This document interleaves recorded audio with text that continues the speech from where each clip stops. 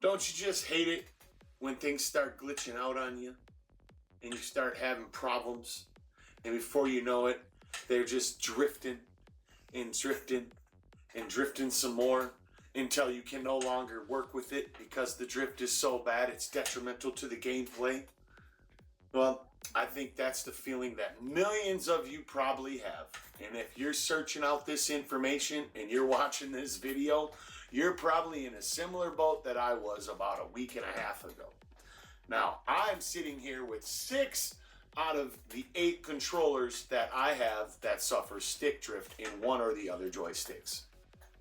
Now, I've only repaired 6 of them. These 2 right here I have not fixed yet. I plan on putting Hall Effect sticks in each one of those, but I haven't done that yet because I just felt like I got enough experience and I've played with all the controller modules. I've played with all the tools that I can give you my thoughts on how well everything performed, how easy everything was in my experience with what it took to do all of them. And did it get easier, harder? Did I break something or not? So if this is some information that you are looking for, maybe this will give you some insight to make things go smoother for you, your pocketbook, and allow you to end the process with a working controller that allows you to game without any more issues. So stick around. Alright, so I have 3 different types of controller modules that I'm going to be using to fix the 8 Dualsense controllers that suffer stick drift. Basically the 3 different types that you can buy. The potentiometer, original OEM style, Hall Effect, and TMR. Now, I'm going to be putting the TMR in the limited edition Fortnite controller, and then I'm going to be putting in these in the colored controllers and 1 white controller, and then these 3 I'm going to be putting in all the white controllers. Now I'm going to start with these in practice, but the reason why I have all 3 is I want to see if there's any difference between installing them and if they are more prone to issues than the other when you're installing them, so that I can share that information with you, even though I don't expect you to go through the effort of installing original potentiometer OEM sticks. But stranger things have happened and people have their reasons sometimes, so this information is being made available for that reason. But if I were you, I would just move on to Hall Effect or the TMRs. Now the difference between all 3 ultimately, if you don't know much about the stick design, and this is real basic, there's other videos out there that probably are more in depth on it than me. I'm just going to give you a basic reason for each stick is potentiometers tend to be more accurate than Hall Effects. Now I've read that Hall Effects are getting a little bit better in the later generations, but they're a little bit better in the accuracy department. The problem is because they're mechanical, they wear and you get the drifting, where Hall Effect is magnetic and you don't. Now the way Hall Effects are designed is that they do use a lot more energy, so you see a shortened battery life, but you don't get the wear, so they don't break down. They're also not as accurate, or at least the earlier generations. The nice thing about TMR sticks is that you basically get the benefits of both of these and none of the negatives. So you get a low energy signature usage, you get the accuracy on par or better with the potentiometer sticks, and you don't get any of the wear like you do in the Hall Effect. So they don't break, which is why these are probably $20 for one set technically. Anyways, with that being said, you have to decide what sticks you want for you and what's the best option and what you can afford. So with that, let's move on to the next part of the video, the tools. Alright, when I decided that I was going to try and repair all the 8 controllers that I have that are broken with stick drift, I needed to figure out what type of stuff are people using and what is the most successful. Now it's kind of all hodgepodge together over different lengths of time on YouTube on what people are using as things come available or people figure out different better ways and they post it. Well, these are the 3 things that I decided that I was going to take my hand at and try to see if either one of them was the best way or the easiest way to replace and desolder your controller modules, because at the end of the day, that's the hardest part of this whole thing, is desoldering the controller modules. Once those are done, that part is done. The rest, in in my opinion, is relatively easy. So let's talk about the tools. The first tool I came across was this desoldering iron. And with this desoldering iron, it's your basic $35 desoldering iron. They have nicer ones that probably have a better suction apparatus. This is a very limited suction apparatus, so you better be pretty accurate with it. This one requires you to hold it onto the pin flat with enough solder to create a little bit of a seal so that when you do this, it sucks the solder. If you do not let it melt long enough, or if you do not have it sitting at flat so that there's a perfect seal, then it might not suck enough solder. If it doesn't suck enough solder and leave some, the instructions state to solder it again and then try again. Well, that can be a little irritating and tedious if you have to do it multiple times, considering there's 14 pins on each controller module, right?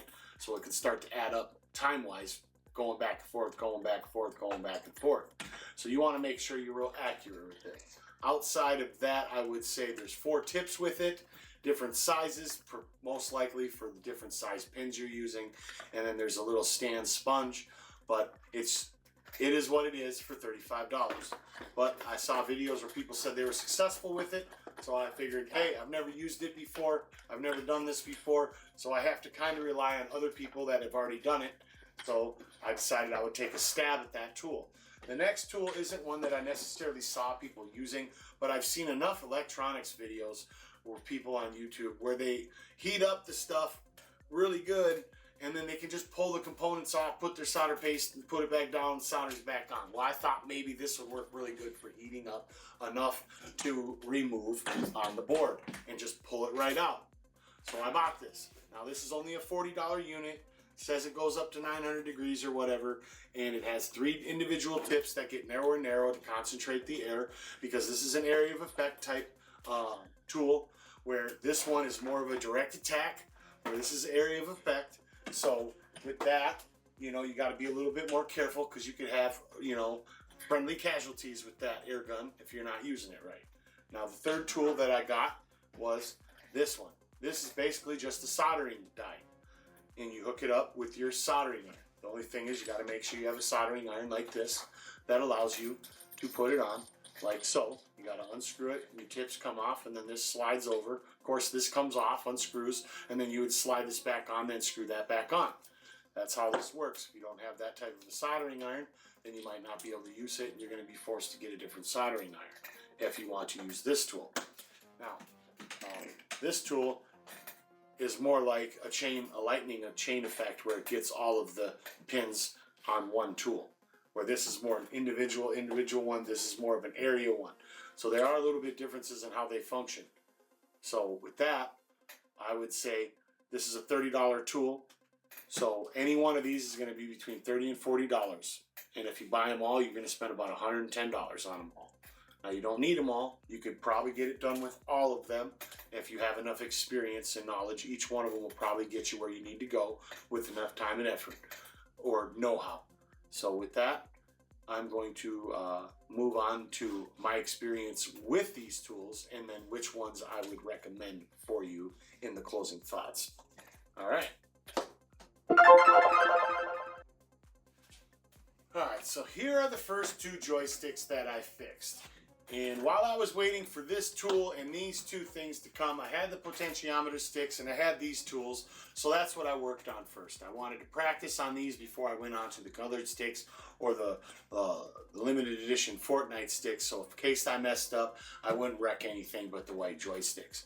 This joystick here, using these tools, in my inexperience, took me 2.5 to 3 hours. Crazy, I know. This one took me an hour and a half. Much faster, but still I think too long.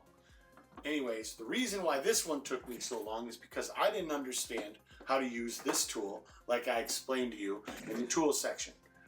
And because of that, I was only clearing 25 to 35% or so of the ports. And I was back and forth and struggling to the point where I was using this. I clipped the pins shorter so this would work better. And I eventually got them all clear, except for I couldn't fully clear the large 4 pins for each controller. So I took this eventually and just cut that 4 pins. And yep, I scratched it up a little bit, marred it up, but I was able to get them off. And then what I did, I cleaned it up normally, And then when I went back to solder it, one other dumb thing that I did is I decided to try and use solder paste because I had never used it before. And that wasn't the best idea because one, I didn't have the board flat, and when I went to go use it, some of the solder paste went around the board and moved all over in spots where I didn't want it to go. So that was a problem. Wasn't that much because I only did enough for 2 pins, but it was enough to where it freaked me out and I had to sit there and clean it up and hope that I didn't do any damage to it, which I wouldn't know until I had it together. So I went back to traditional solder, put it back together, got it soldered together, hooked it up to calibrate it, and it was goofy. This one went like this, but this joystick, when you did this, wanted to do it this way. And I didn't know, because I'd never done it before, if that was legit or not.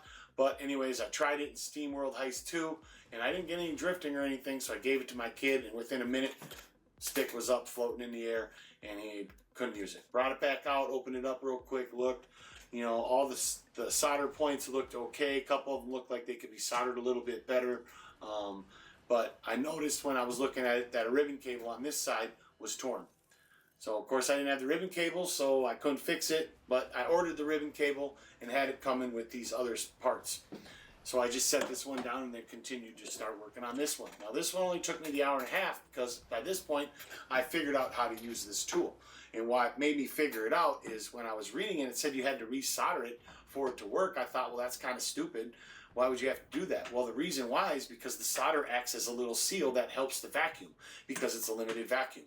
And if you don't have that there and you don't have it melt long enough or have it flat enough to create that seal for the vacuum, then it's not going to work properly.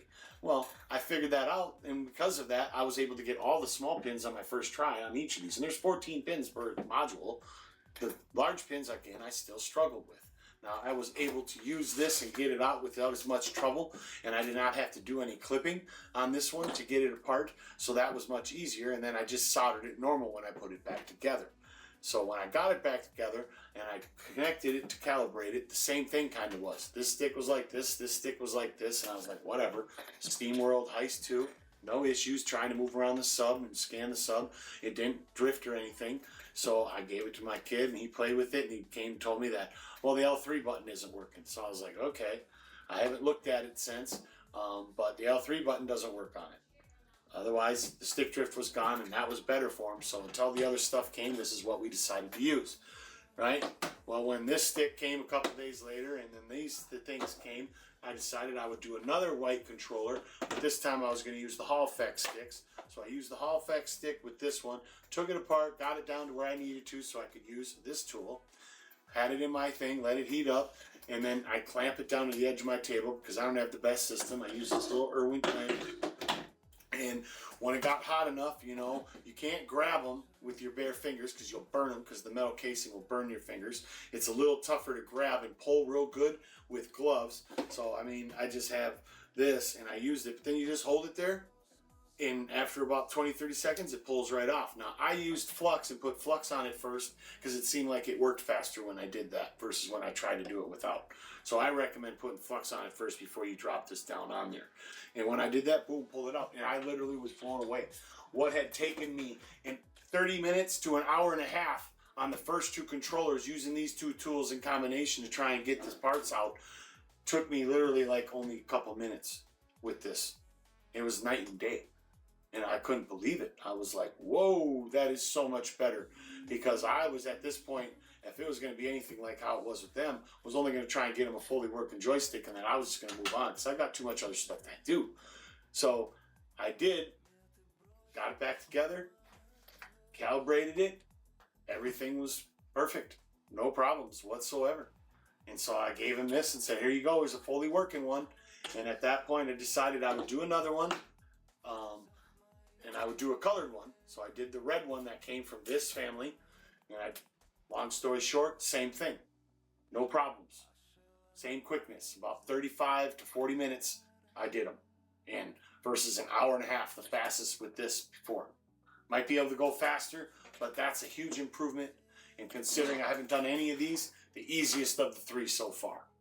So with that, I felt enough confidence now that I had done 2 in a row with this tool where there was no problems that I would try and tackle the limited edition one with the TMR sticks. And again, long story short, Everything worked out great, no problems, calibration was great, everything was fine, same time frame, 30, 40, 30 minutes, right around there, and I got him fixed.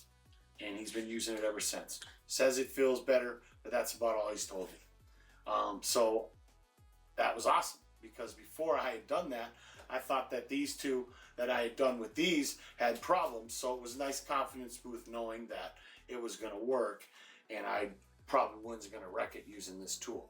So in my opinion, this tool seems like a lower probability of having problems and damaging it. And it even confirms it on the last joystick that I've used to fix this. Now, I was sitting here with one extra set of potentiometer sticks left and one white controller, which was this one right here. And I thought to myself, well, you know, I've done 3 in a row with this, with Hall effects and with the TMRs, and I've had no problems. So I wonder if I use this instead of these tools to put in the last set of my potentiometer sticks in the last white controller I have, will I have the same issues that I had with the first 2 controllers? And so I decided I wanted to do that. And long story short, no, I did not. I installed them, used it, same time frame, 30, 40 minutes or so, and then when I put it back together, calibration, everything was fine, nothing was broken, everything worked. And both the joysticks were like this. They weren't one like this, right?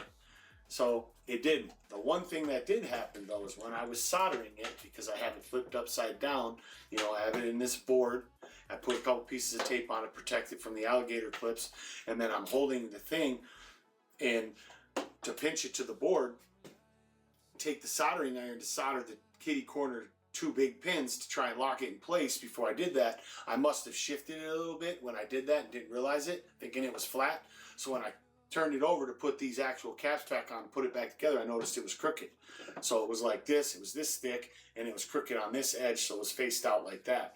Well, ha ha ha, soldering die to the rescue, because without this, it would have been a nightmare trying to go back with these tools and desolder it to make it flat. I wouldn't even have finished it because it was extracurricular work that I was just trying to do to give more information to this video. That's it. It's the only reason why I even fixed it. Otherwise, I wouldn't have fixed it because I didn't care that much. Enough of them were fixed. But took it, set it like this with the board, and I pushed on the top. In about 20-30 seconds, it heated up enough to where it pushed back to the board, pulled it off. Had to resolder a few of the points because they looked kind of rough and jagged. But once I did that, put it back together, worked like a charm. No problem. So that's 4 of these in a row that I didn't have any problems. At that point, I had the ribbon cable, and I wanted to see what the issue was with this joystick, which was the first one I did, and the one that got the most abuse from me. And I took it, put in the ribbon cable, and then the couple ports that or pins that I thought need to be soldered a little better, I just went back in and resoldered them so the solder flowed a little nicer. And then when I went to go set it all up, this one was working perfect. I'm happy to report. The sticks are both here instead of one here now. Everything works, nothing's wrong. So this works. The only one that I have a problem with is this one. This one's the L3 button. It's the only one. So out of the 6 of the 8 that I've fixed so far, that's the only problem I have, and this is a potentiometer stick. Otherwise, everything else has worked fine with no stick drift. So with that being said, I'd say that's a pretty good success rate. Even though I'm only at 50% success rate ultimately using these tools on these, and I'm at 100% success rate using this. So I think that in itself speaks for itself when we're discussing the tools and the experience I had on what really is ultimately the best. Now you can debate on the controller stick mods or modules, but I think everybody pretty much knows, you know, you're not going to deal with these, you're only going to deal with these. So with that being said, let's move on to my closing comments. In closing, for those of you who are still wondering how difficult it is to replace your sticks, or how delicate doing the work is so you don't cause any damage, let me just say, based on the dumb stuff I did when I was working on the first controller and not having any experience with removing components from an electronic board or any of these tools, I'd say they're not as delicate as you think, and it's not as hard as you may think. It's a lot easier, especially if you have this tool. This tool, hands down, made the whole process a lot smoother and a lot easier. And this is the tool that I ultimately recommend over anything else that I've seen, especially the other tools in this video. Now this worked okay and admirably, so I would say you could use this as a runner-up for some reason if you can't get yourself hands on these, or if you don't have the money to buy the soldering iron and the tool that you need. But if you can, get this tool and use this, because it is definitely a game changer compared to the other stuff in this video that I used. As for the sticks, I didn't have any issues installing the TMRs or the Hall Effects sets. I used this, and then I used this for one of the OEM potentiometer sticks, and those worked fine. The two sets that I did with these, one had the L3 button, one ended up being fine. So, make of it what you will, but at the end of the day, I'd say that's pretty successful results, considering I spent, with everything, and you don't even need to spend this much yourself, I'm about $170 in, and I ultimately will have 8 working controllers at the end of the day, for the most part. And that's a lot cheaper than the $600 or so it would take to rebuy them all. So, and I wouldn't have upgraded sticks in 4 of them, right, or 5 of them actually. So with that being said, I'm going to close the video down and let you get to hopefully fixing your controllers. So hopefully some information in this video helped you, and good luck on your adventure fixing your stuff. And until the next time, have fun gaming once you get your joysticks fixed.